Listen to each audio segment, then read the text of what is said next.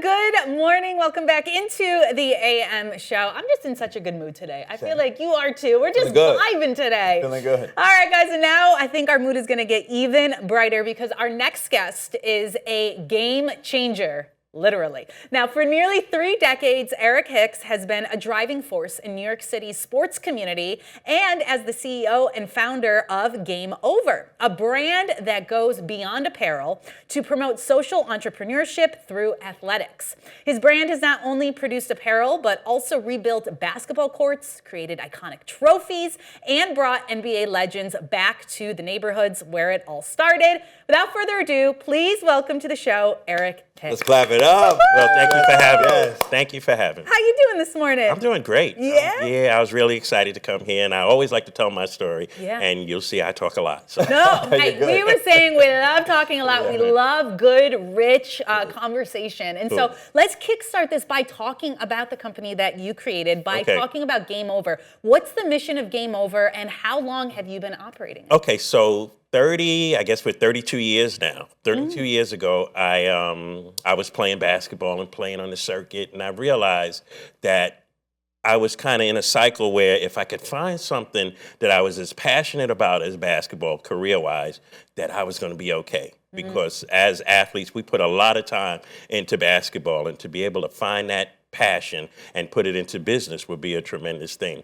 So basically is, what do you do when the game is over? Hey, that's a great name for a company, Game Over. And it was the last thing we said on the court when you hit that game-winning shot. It was game over. So I like the attitude that came with it. And the perfect symbol was the guy walking away off into the sunset with the ball in one hand, the rim in the other.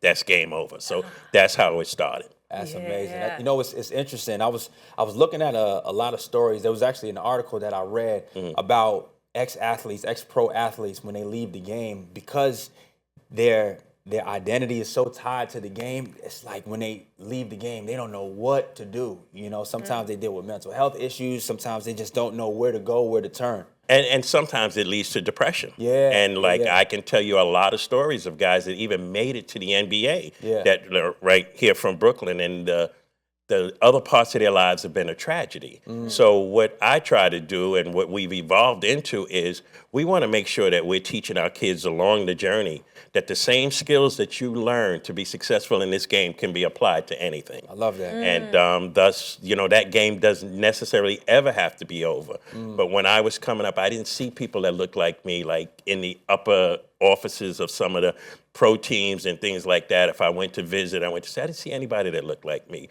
And I take a sport like basketball, where we spend so much time, and let's say the African American community dominates. We don't make sneakers. We don't make apparel. We don't own arenas. We didn't own teams. We're nowhere else but on the court. In my mind, that game was over, and we were going to change that. So we were going to make sneakers and make apparel and things like that. I had to start on the street ball level, because I couldn't get to the NBA level because we were just a little brand.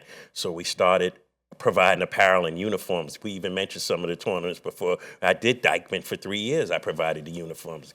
Gun Hill Road. We did West 4th Street. We've done things at the Rucker. Just by providing apparel. When they were doing T-shirts, we were introducing uniforms, changing the game. I love that. Wow. And then what was the moment where you decided to expand post apparel? Say, okay, you know what? We're good in that field, but I want to do more to help impact the community. It's funny you say that, is because you have to, in business, be able to expand and be able to navigate the twists and turns as the trends change. So one day we were in Vegas at a apparel show called the Magic Show. And I'm thinking, okay, so what's next? What are we going to do? We do T-shirts, this, that, and the other. Everybody, it's a crowded space. I said, why don't we take our logo and create the Heisman Trophy for basketball with our logo? So that's the guy with the ball in one hand, the rim in the other. We made it into a sculpture, and it became the Game Over Trophy. Yes, and we actually have it right here. Here it is, guys.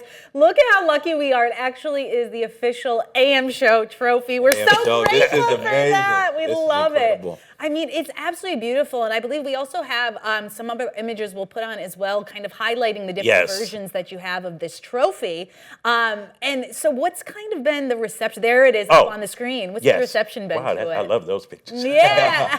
So what happens is the trophy was a good idea, but I did not know that we were going to be because of demand, shifted into the trophy business.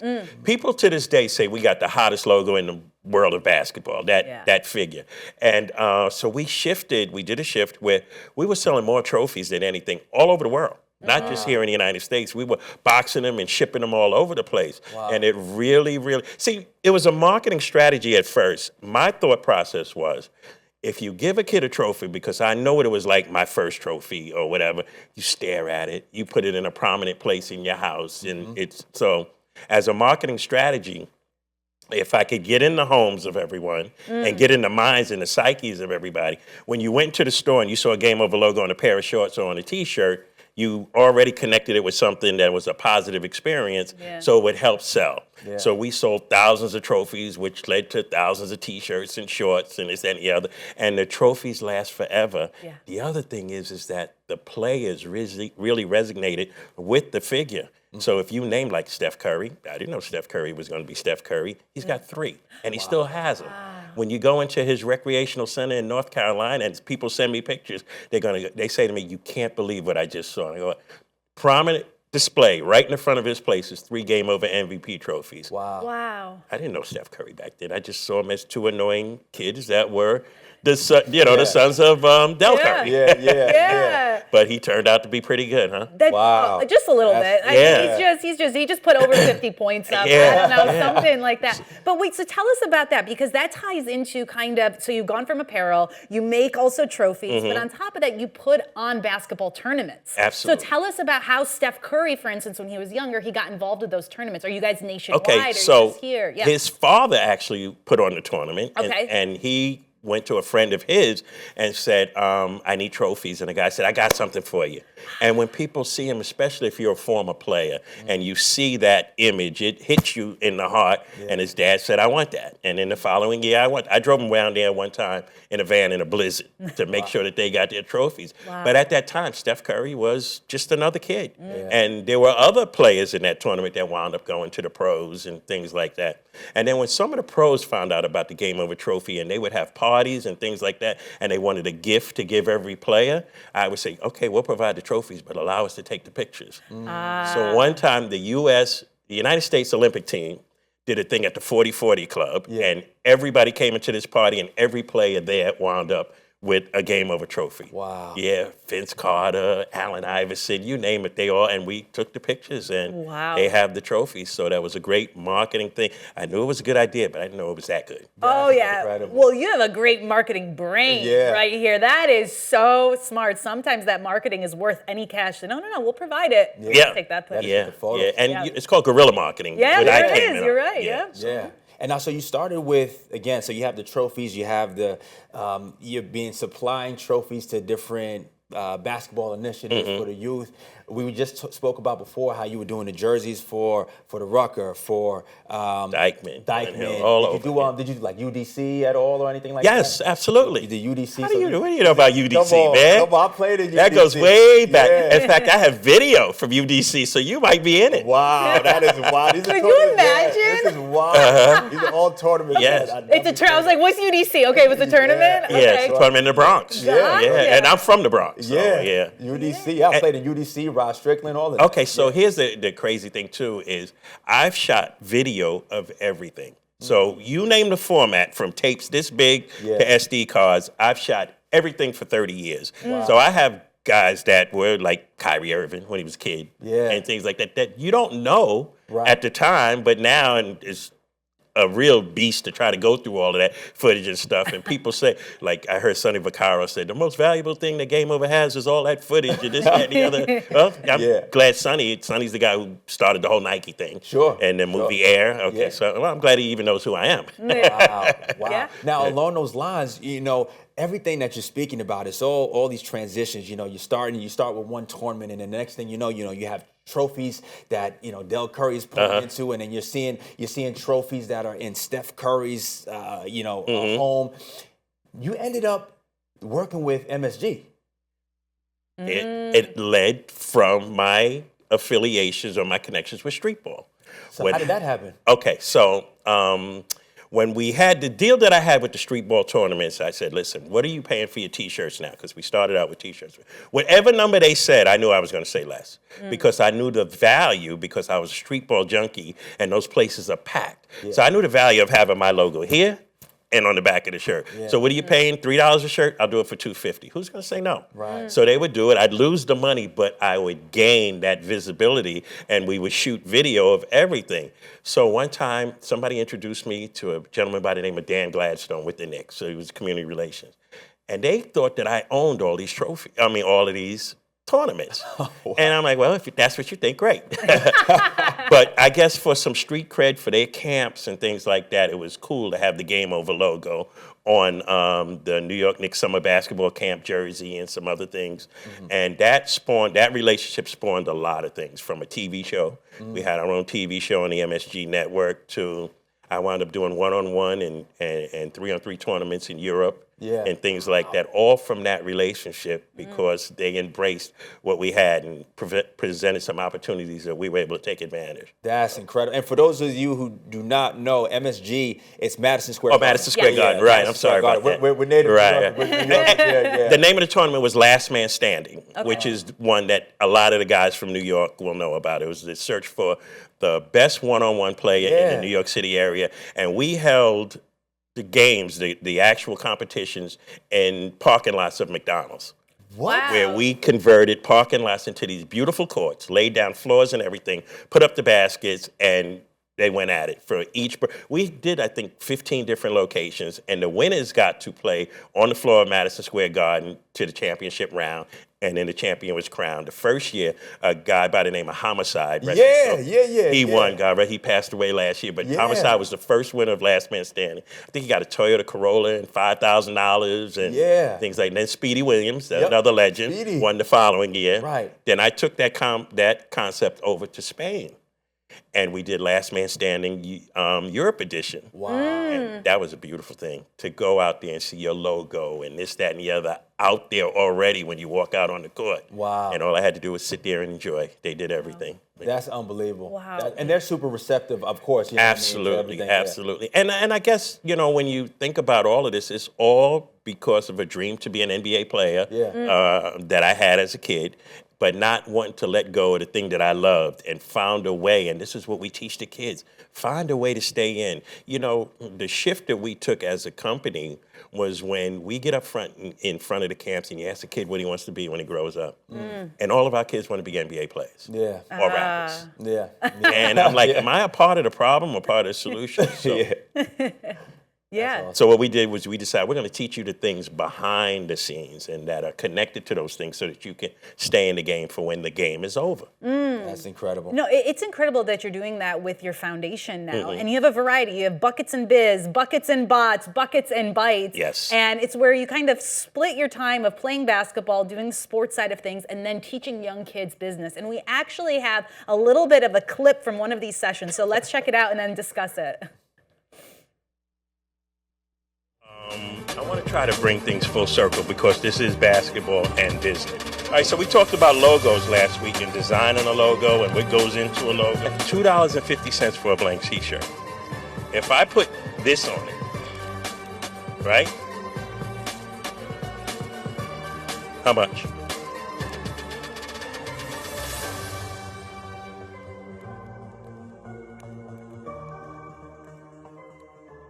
Okay, so what I actually put on there was a Nike swish. Ah. And I wanted to see the kids' reaction as to, okay, so a blank t-shirt is $2.50.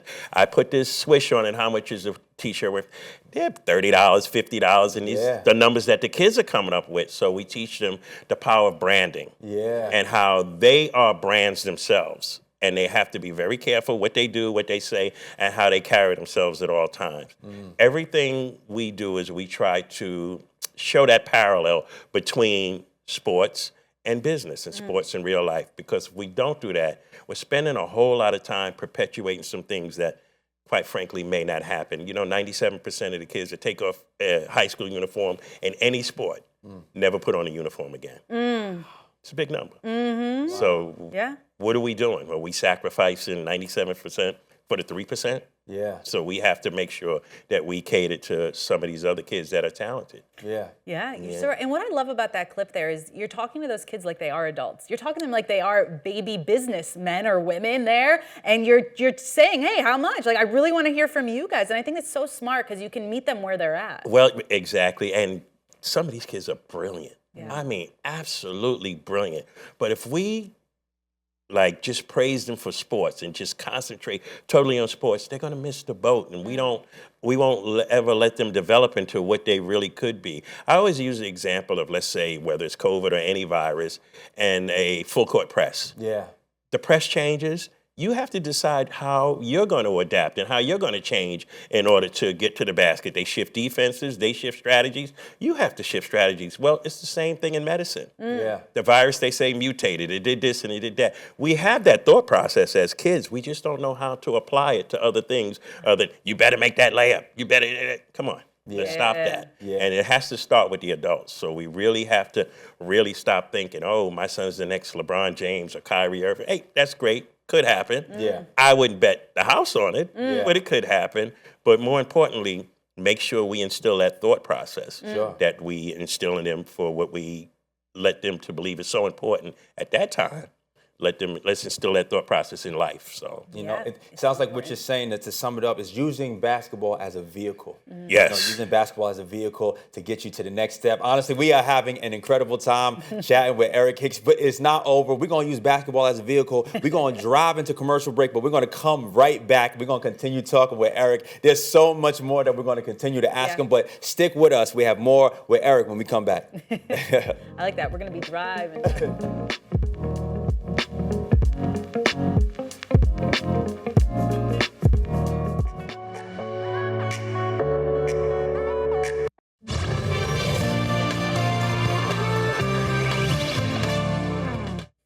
Welcome back to the AM show. We are hopefully happy that you didn't go anywhere, okay? But we have an incredible guest with us, Eric Hicks of Game Over Basketball, and he has a story to tell. We're going to continue chatting with him and asking him about a ton of other things. One of the things we were speaking about on commercial break is he has an incredible story about how he got to his alma mater, which is St. Bonaventure.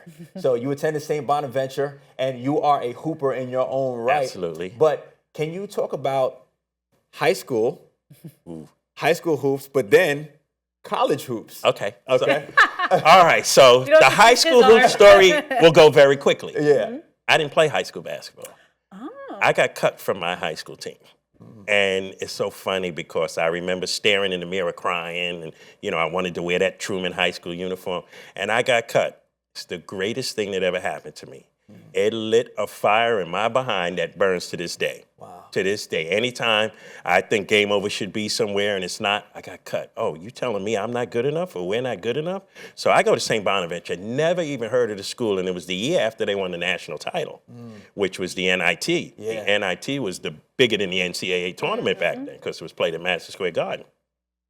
So I go and I know nothing about, I'm an NBA pro fan. I'm Walt Frazier, Dr. J, this, that, and the other. I don't know anything about college basketball. I taught myself how to play in the streets of New York City, in Co-op City in the Bronx. I used to get up every morning. After I got cut, get up every morning, 6 o'clock, rain or shine, and I would be out there playing, making stuff up. I didn't have the 50 coaches that the kids have now, and this, that, and the other. I loved to handle the ball. If my mother sent me to the store to get the newspaper, she wouldn't see me for 2 hours. I've spun on every parking meter, crossed over every fire hydrant, stop sign, on the way to the store. And if I did it wrong, I started all over again. Aww. So, and that was the passion. That's the passion that I had for the game. So I go to St. Bonaventure University and Division I school. I didn't know Division I from Division II, Division III. I see a guy going to the gym, and I follow him. Next thing you know, we become friends, and I'm playing in there. And then the freshmen are coming in there, the recruits, they're coming in. And I'm playing, I'm like, oh, I might be able to make the team. Division I teams don't have tryouts. But I didn't know anything. So I'm playing well, and people who didn't know me thought I was a recruit. So they're like, oh, yeah, but we never heard of him. Who is he? So I'm walking around with the team, and people think I'm on the team, and the guys on the team is like, who are you? Who are you? And then we all became friends.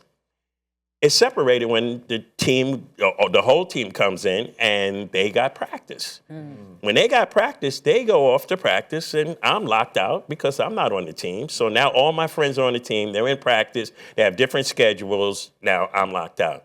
I didn't stay locked out for long because I used to sneak into the arena, go all the way up to the top row. Our arena sat like 6,000, 7,000. I used to go all the way up to the top row, lay flat down on the floor, and I watched every practice. Wow.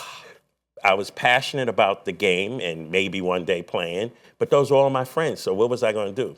Study? No. Right. We don't go to school for that. No, we do go to school. No, yeah. So I watched every practice, and then I wound up playing JV. JV plays a Division II and Division III schedule. Now, understand, I'm not trained. I'm from the streets of New York City playing all the crazy stuff or whatever. But after a time, I'm scoring 20, 21, 28 points, this, that, and the other. Now, everybody else that's on that team is a star in their high school. They just can't play on the level of Division I, St. Bonaventure University.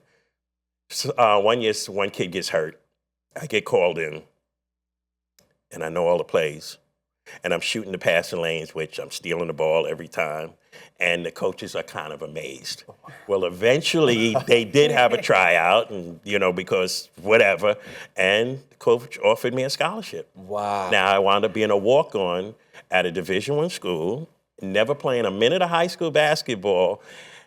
It was just incredible. And I'm probably the first four-year graduate from Truman High School to play Division I basketball and never played on the team. Wow. Wow. So it was unbelievable. So my journey, I can't tell you now I averaged 30 a game on the team and this, that, and the other, but the key for me was for my mother to turn on that TV one day and see Hicks on the back of that jersey, and for me to be able to say, I told you, Ma, I told you, I told you. Yeah, and you did it. And That's like something about that. That is just such a Cinderella story, just coming from being told no. Yeah. And it's just a story of resilience, that I'm sure you carry over into game over basketball. Absolutely. And as you're teaching youths these dynamics, these forms of resilience and the mindset to just keep on going, to keep on knocking, and the door shall be open. And in anything, that whole journey was the roadmap for my journey in business. Yeah. Because when I first started Game Over, I remember going to Modell's and a nervous wreck before the meeting, and then giving this passionate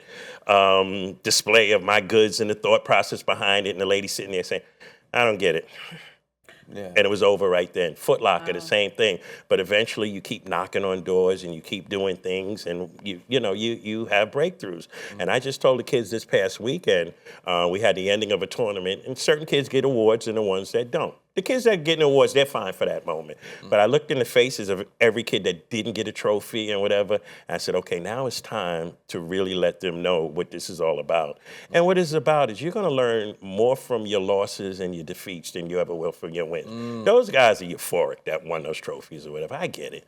But you guys, what are you going to do about this?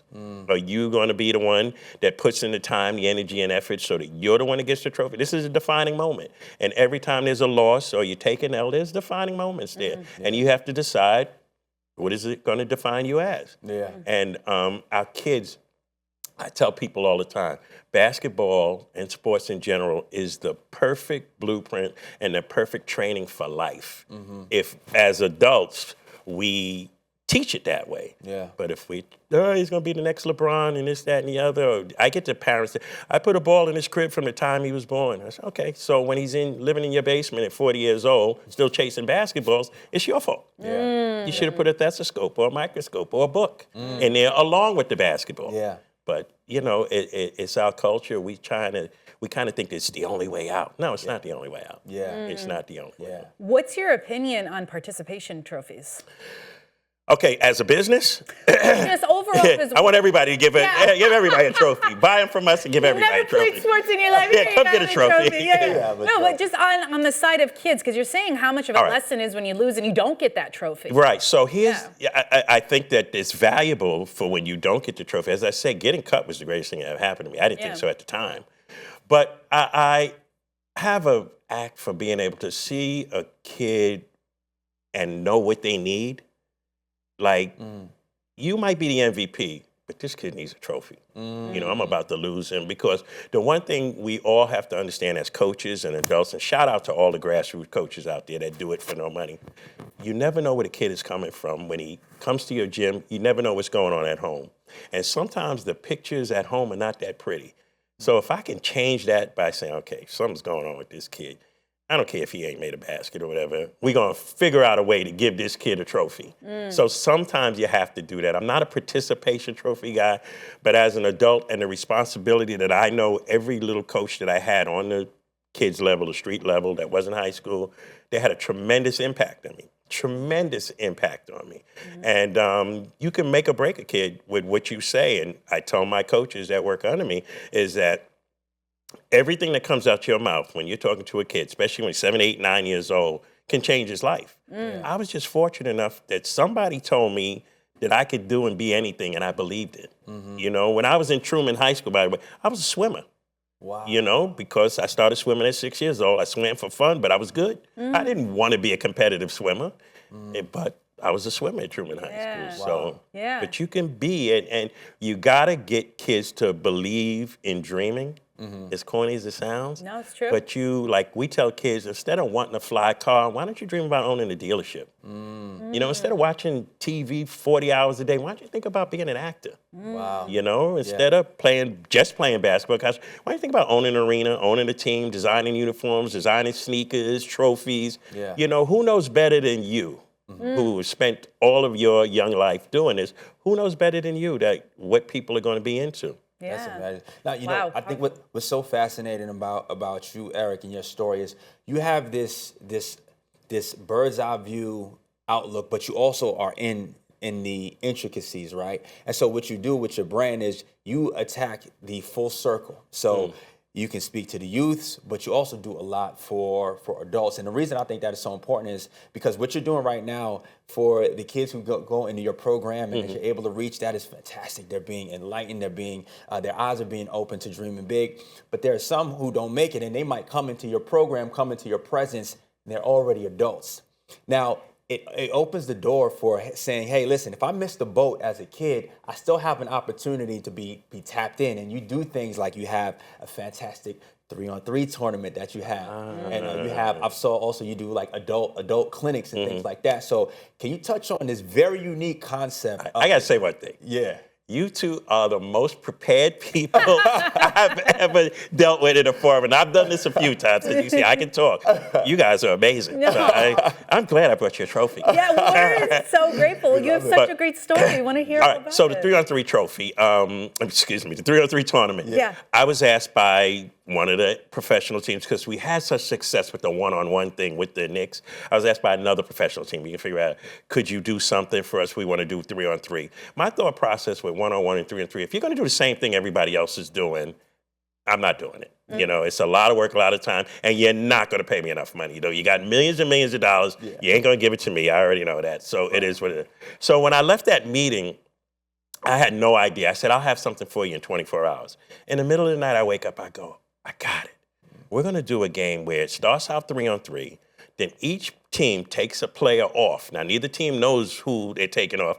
Then it's 2-on-2, and then it's 1-on-1. All right? So the takeoff is a blind reveal. If you're losing and you take off your best player, you're in trouble, because that person that you take off comes back to play the 1-on-1.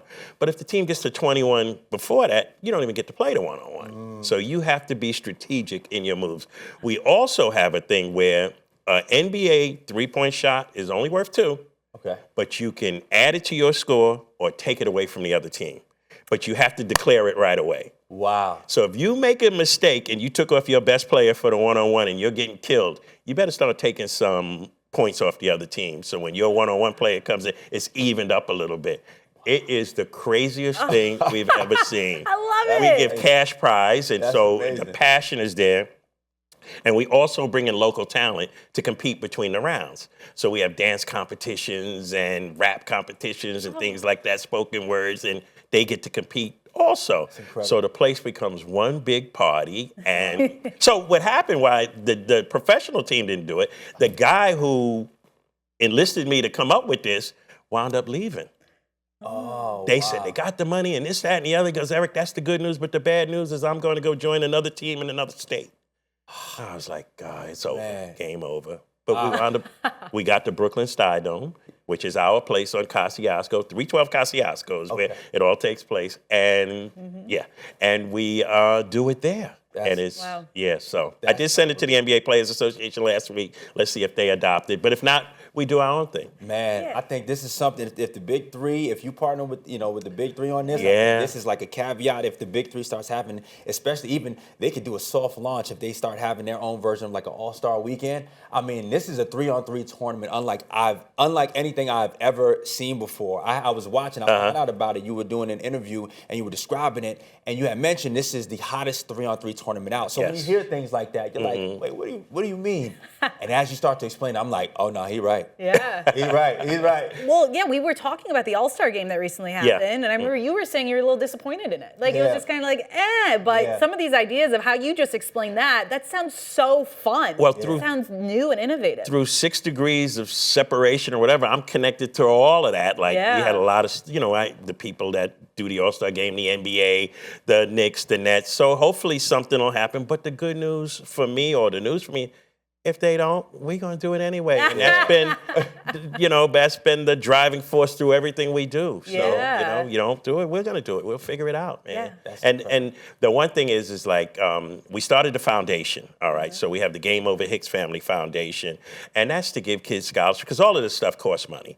So that's to give kids scholarships or have kids participate in the tournaments and things like that, because, it gets expensive to do all these things. But it's never stopped us before. We just started in the 501c3 sector, and that's quite a challenge in itself. It's a whole new game because normally we sell trophies, we pay for our programs. We sell uniform T-shirts, we pay for our programs. We don't do any of that. I pay for the program. So we just make sure that things keep going. So. Yeah, and now you have the nonprofit with it. And I mean, you guys are doing such incredible things. And even on March 31st, you have the Game Over mini camp that's taking place. Yes. So what's going on with that? Let people know. Here it is up on the screen if you guys are interested. Yes, so at our camps, there, a couple of things. Yeah. The trophy that we gave you. Yeah. All right, the trophy that I'm giving you guys is 3D printed. We used to get our trophies from China. And with all of the crazy stuff with COVID and tariffs and things like that, it became so expensive, it kind of put us out of the business. We found out about 3D printings. One of my parents came in and said, give me that trophy. And I gave it to him. 2 days later, he comes back with a replica of our trophy. I said, how do you do that? 3D printing. Let me teach you how to do it.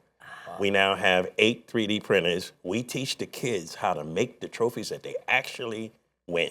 Wow. My mind is blown right now, how it's all intertwined together. Yes. That's incredible. We teach the kids. That's part of our Buckets and Bites, where we teach the computers and things like that. They actually make the trophies that they win, and that other kids win across the city. And I have to, once again, shout out Dan Gladstone, the NBA Players Association.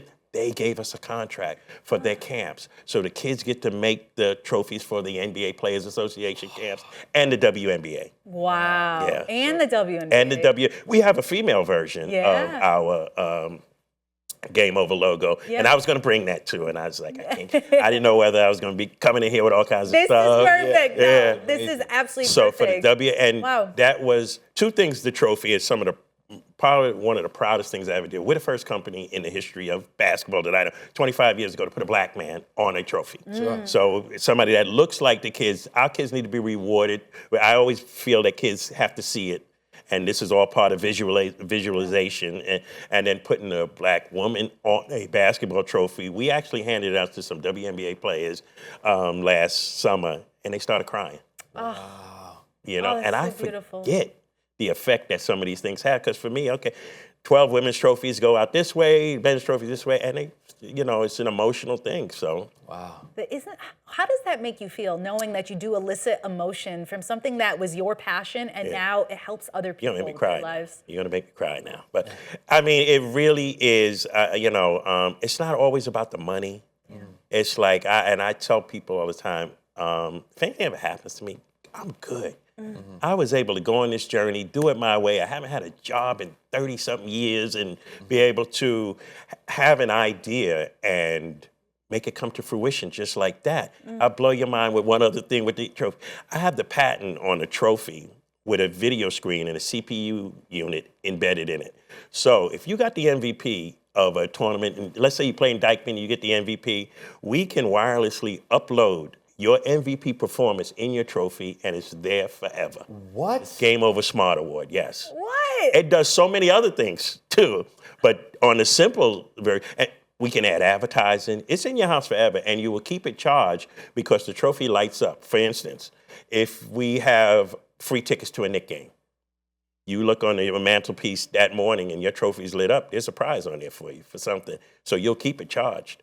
Wow. If we have a message, Wow. I can send a message. Let's say you take your trophy to college and you're one of our kids from our program. I can send an inspirational message, video, to your trophy, wherever you are in the country, if I know you have a big game that night. Wow. I have never heard of something like that. That is genius. Yes. Absolutely genius. Mixing the two worlds kind of together Absolutely. and keeping up with the digital age. And you said that you have to constantly be expanding as a Yes. brand, and you're doing that in so many different ways that I've never even heard of. Taking Wow. kids on this Yeah. journey. Yeah, That's exactly. the key, to take them, because there are things in their heads that we have no idea. The way that we got into the digital aspect of combining Game Over in it is I'm sitting in the gym and the kids are talking about these fantastic things that they do on the basketball court. And I'm looking over my shoulder, I'm like, he can't even play. What is he talking about? They're talking about NBA 2K. That is so real to them that they really feel that that's playing basketball. Yeah. So then I have to challenge them. I can't say get from in front of the video games because that ship done sailed. Yeah. I have to say, do you know what goes into making video games? Do you know what goes on behind? And that's how Buckets and Bites was born. Wow. Yeah, teaching them how to make games. Yeah. Man. Expanding. Wow. That is incredible. This is so beautiful. Everything that you're doing, Thank it you is for having such me. an inspiration. And I just have to say, game over, man. Yeah. Like, that is incredible. Just side note before we let you go, would that feel like watching the Super Bowl and seeing Game Over come up on the screen? If you guys missed it, Kendrick Lamar, the end of his performance said game over. And let me tell you, it was so quick that I didn't see it, but my phone blew up. Yeah. And I had to go back. I said, oh, that's what everybody's talking about. advertisement. You can't ask for So I anything started better. saying thank you notes to Kendrick. And everybody's calling me, you know Kendrick, you know Kendrick. Yeah. And I didn't say yes or no. Yeah, there you go. Right. I plead the fifth. Yeah. There you My go. boy now. Yeah, absolutely I'm a fan incredible. now. Yeah, there you go. There you go. Yeah, we know who's winning that beef yes. there. Well, thank you so much again for coming in. We are such supporters of you, everything you're doing. Whenever you have anything else that you guys are doing in the community, which I'm sure is a lot that you want to promote, and maybe we'll have to come and actually visit the Dome Yes, ourselves. come on by. Check it out. Yes, come to Trade 21. There you Definitely. go. Yeah, I Thank definitely you. will. Yes. We will. We'll come by. Yeah. let's- Thank you for having me Yeah. and sharing your platform. Thank you so much, guys. All right, everyone, that was Eric Hicks. If you guys want to learn more, we've been putting up on the screen how you guys can get in touch on his website or on his Instagram. All right, game over on that interview. We'll be back with more of the AM show when we return. Bravo. Yeah.